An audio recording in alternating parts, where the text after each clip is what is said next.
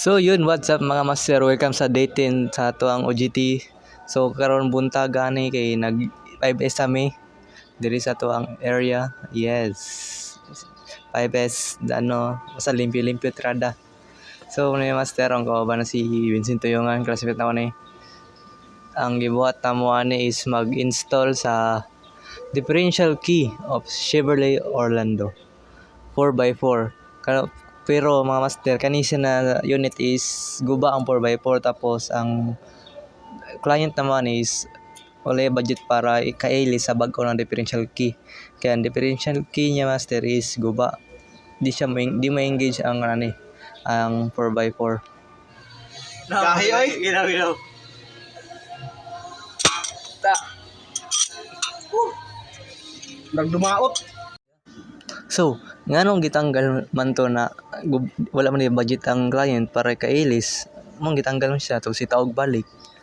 So ana ni mga master, story time ta kadiyot. Pag deploy na mo dire is ang kanina unit is na dire tapos igo na mi assist ani no sa technician na si Michael. Then nakababa na siya tapos makita mo sa previous video karon ako napod na siya jud na gi-post pro. Tanggal na siya ang kanata dahil differential key. Then igo lang mini-assist no.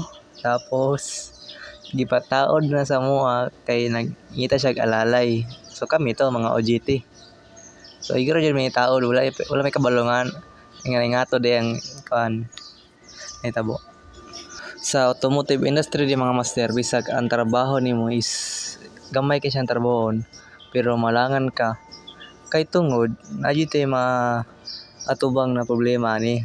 Example na mga gahi na bolt na di mo kaya sa kusog, siyempre di mo rin ang hinahinayan hantod sa maluwagan nimo.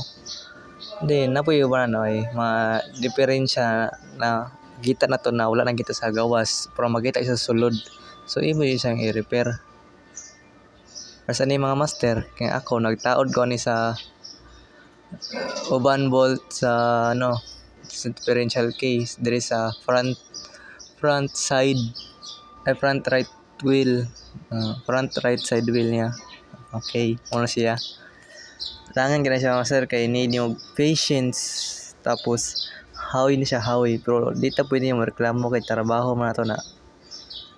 So muna ang gitawad no bolt master lugay na nahuman kay medyo lisod kay imo man na siya i-align tapos sa makita niyo sa video kulang siya sa ka-bolt. Lukbalo nga Ikaw yung mga tao di mo na ako natanggal. So not my fault. More to mga master. Bye bye. Shout out.